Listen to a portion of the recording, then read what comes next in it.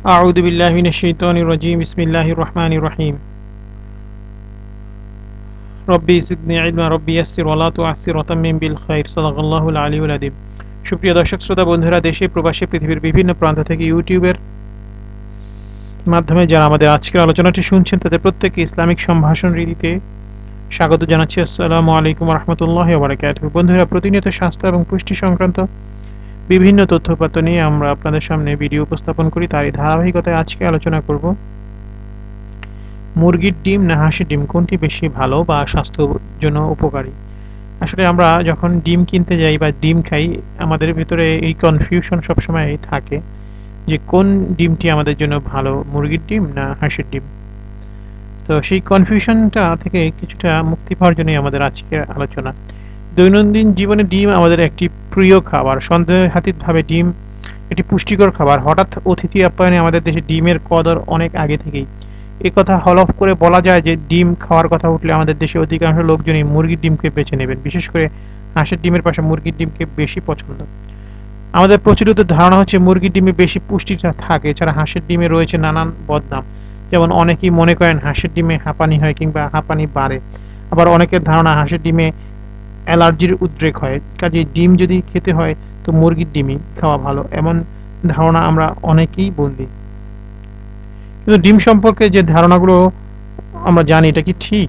স্বাদ, পছন্দ কিংবা দামের বিবেচনায় হাঁস এবং মুরগির ডিমকে পার্থক্য করা গেলেও পুষ্টিমানের বিবেচনায় উভয় ডিমের মূল্যই সমান বলা যায়।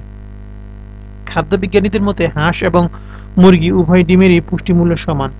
একই ওজনের একটি হাঁসের ডিম ও একটি মুরগির ডিমের পুষ্টিমান প্রায় একই রকম হয়। কাজেই অযথা মুরগির ডিমের দিকে ঝুঁকে পড়ার কোনো কারণ নেই। তবে বাজারের দিকে তাকালে দেখতে পাই উল্টো চিত্র। বেশি দামে দিয়ে লোকজন মুরগির ডিমই বেশি কিনছেন।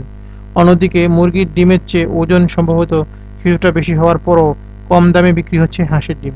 কাজেই যারা কম দামে জন্য হাঁসের ডিম কিনছেন তারা কিন্তু জিতে যাচ্ছেন পুষ্টি মূল্যের বিবেচনায়। তবে পছন্দের কথা আলাদা। কেউ যদি মুরগির ডিম খেতে পছন্দ করেন এবং সে কারণেই বেশি দাম দিয়ে মুরগির ডিম কিনে নেন, তাহলে তো কোনো কথা নেই।